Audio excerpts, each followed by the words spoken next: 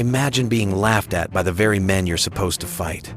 That was the fate of the P-51 Mustang in its earliest days. In 1942, when it first appeared in Europe, German fighter aces didn't see a threat. They saw a punchline. The Luftwaffe's veterans, men with long kill lists and iron confidence, mocked the Mustang as nothing more than an Allison-powered toy.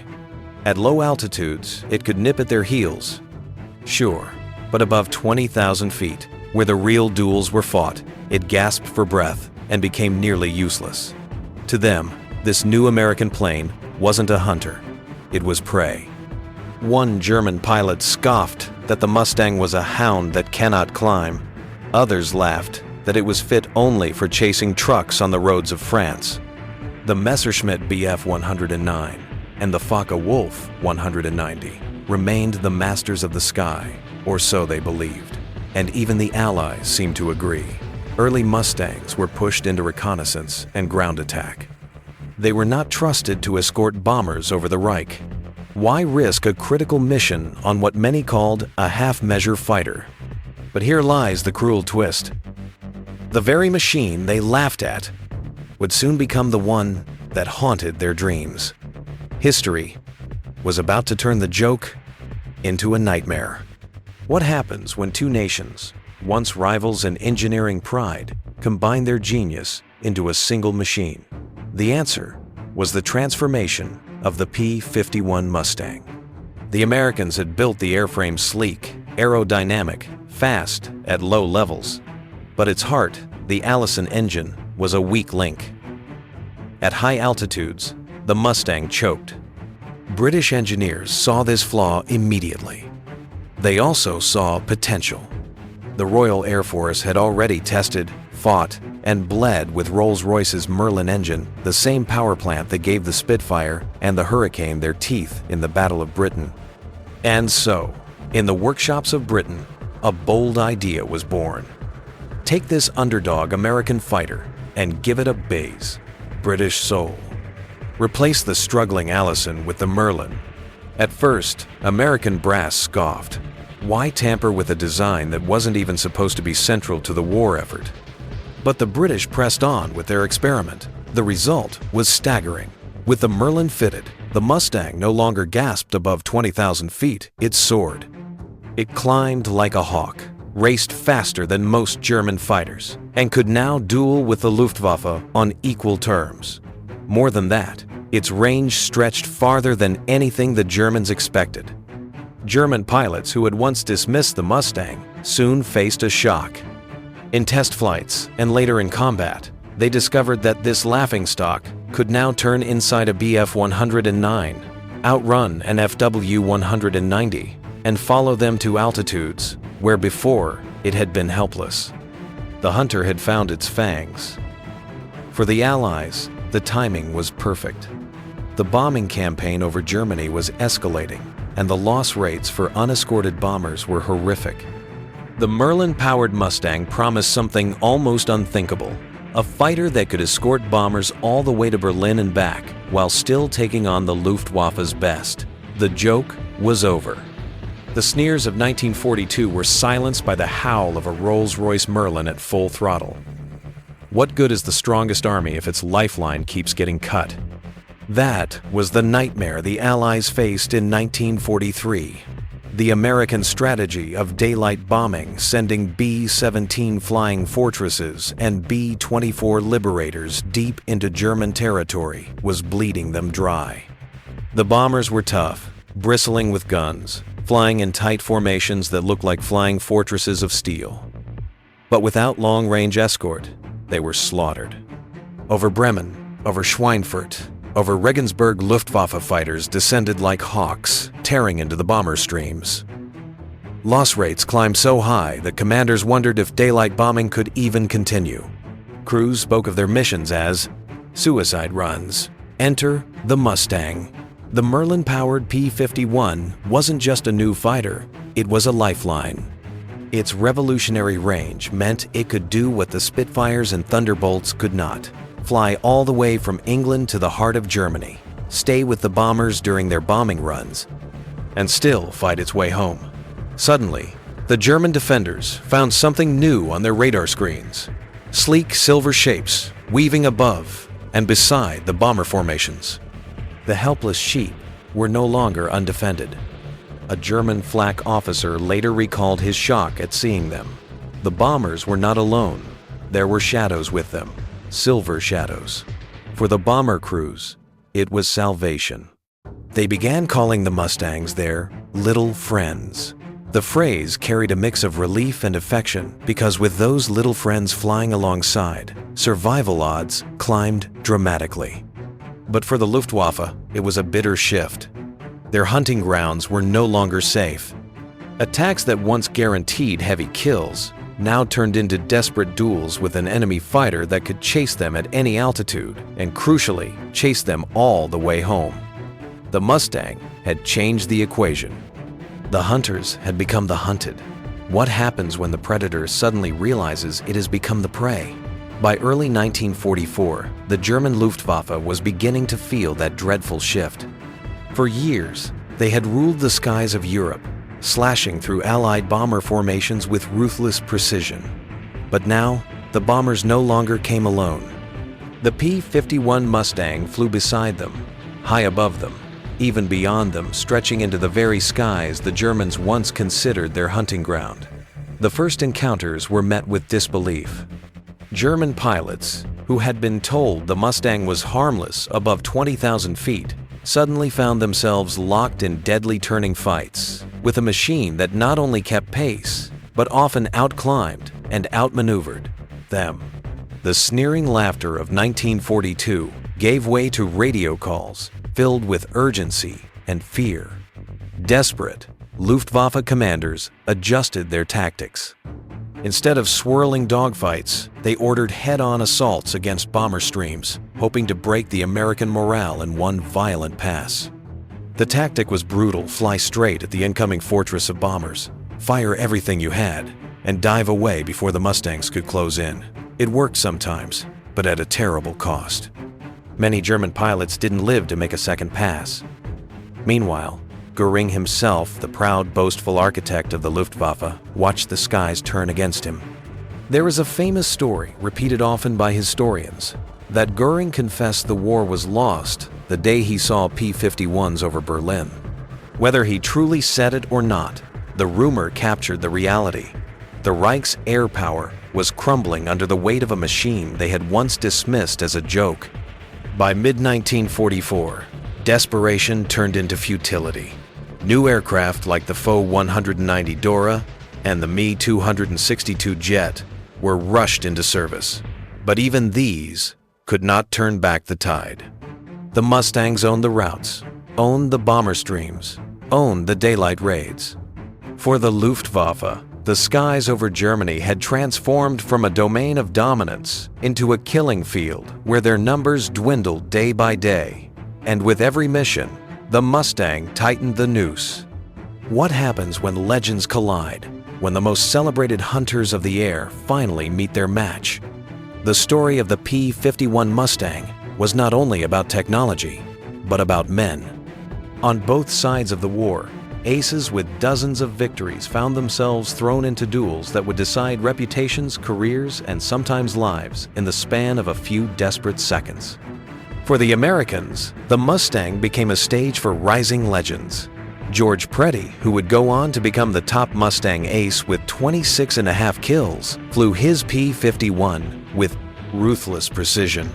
Bud Anderson, his comrade in the famed Yoxford Boys Squadron, recorded encounter after encounter where the Mustang's speed and agility gave him the edge.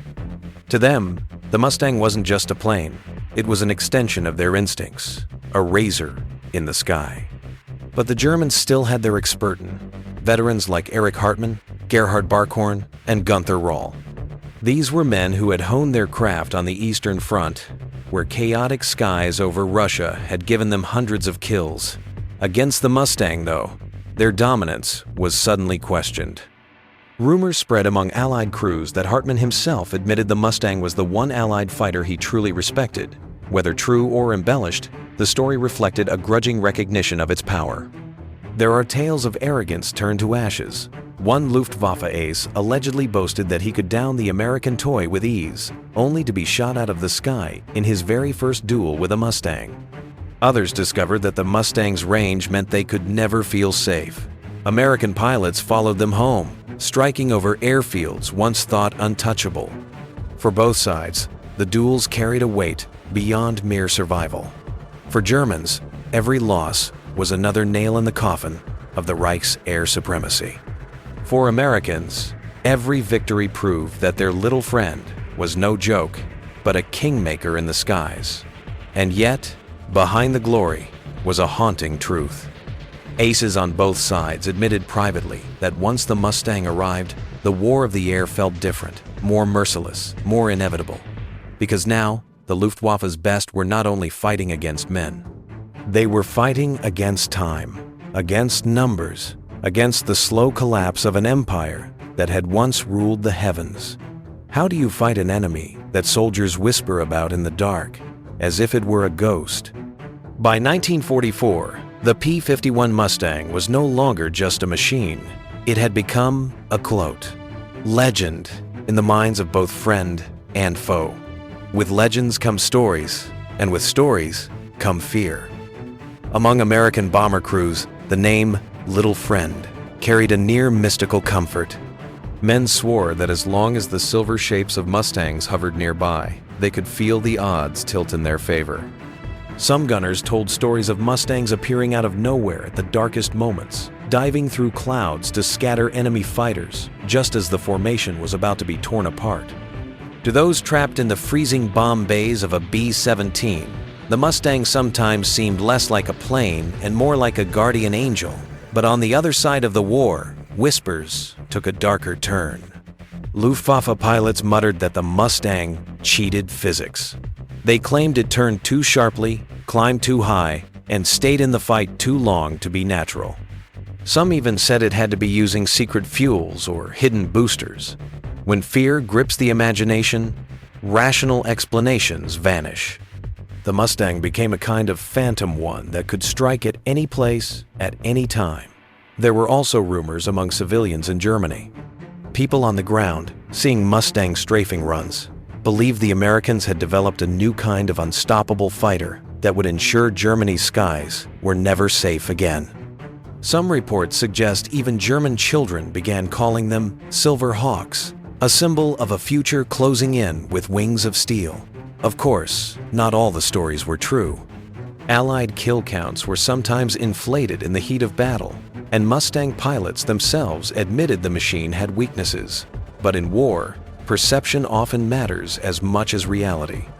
And the perception of the P-51, by late 1944, was that of a predator without equal. The myth served a purpose. For the Allies, they lifted morale. For the Germans, they gnawed at confidence. Every time a pilot strapped into a Bf-109 or Fall 190, he had to wonder, would today be the day a Mustang followed him home? The laughter of 1942 had turned into superstition, dread, and a creeping certainty that the tide had turned forever. What does it look like when a single machine helps bring an empire to its knees? By 1944, the answer was written across the skies of Europe. The P-51 Mustang was no longer a curiosity, no longer an underdog, no longer even just an escort fighter. It was the scythe that cut down the Luftwaffe. The long-range bombing campaign, once crippled by horrific losses, now struck at the very heart of Germany with devastating consistency. With Mustangs ranging ahead and around the bomber streams, factories in Leipzig, oil refineries in Ploiești, even the suburbs of Berlin itself came under relentless assault. Every raid now carried its own shield of silver wings, and German fighter losses mounted at a pace they could not replace. The numbers told the story. In early 1944, the Luftwaffe still fielded thousands of fighters. By the autumn, after months of Mustang-protected raids, their strength was a shadow of what it had been. Squadrons that once took to the air with pride were reduced to scattered remnants, many led by green recruits thrown into impossible battles against veteran American pilots. Even the introduction of advanced weapons, the Fu-190 Dora, the Me-262 jet, could not reverse the decline. The jet was too few, too fragile, too late. The Dora was formidable, but the Mustang's reach and numbers overwhelmed it. German pilots began speaking openly of the hopelessness of their situation. Some would say, with bitter honesty, that the day the Mustang appeared over Germany, the outcome of the air war was sealed. For the Reich, the consequences were catastrophic. Bombing raids, crippled fuel supplies, slowed tank production, and shattered the railways that fed the front lines. On the ground, soldiers complained of fuel shortages and stalled offensives. In the skies, the Luftwaffe, the pride of Hitler's war machine, was being bled white. The P-51 Mustang had done more than prove itself. It had altered the very balance of power in the air. The hunters who once mocked it were gone, their laughter buried beneath the roar of Merlin engines. By the end of 1944, the question was no longer whether the Mustang could challenge the Luftwaffe. It was whether there would be a Luftwaffe left at all. How quickly can arrogance turn into silence? When the P-51 Mustang first appeared in Europe, it was mocked, dismissed, laughed off by the very men it would one day destroy. The Luftwaffe aces, so certain of their superiority, saw only weakness in its early design. But history has a cruel sense of irony. Within 2 years, the toy they ridiculed became the executioner of their air force. The Mustang's marriage with the Merlin engine was more than an engineering triumph. It was a symbol of Allied cooperation, of two nations combining their strengths at the exact moment it mattered most. It became the long arm of American air power, reaching deep into Germany's heart, escorting bombers where no fighter had dared, and punishing the Reich from above until its industry, its morale, and its pride lay shattered. And yet, behind the statistics and strategies, the story always comes back to those first moments of laughter, to the arrogance of men who believed no rival could touch them, to the disbelief when silver shadows appeared above their skies, to the realization that their dominance was ending, not in a roar of triumph, but in a slow, relentless suffocation. Hermann Göring, whether he truly spoke the words or not, came to embody the truth. The day the Mustangs flew over Berlin, the Luftwaffe was finished. The war in the air had been decided. The final irony is this: the Mustang didn't just win battles, it rewrote reputations. Once a punchline, it became a legend. Once laughed at, it became feared.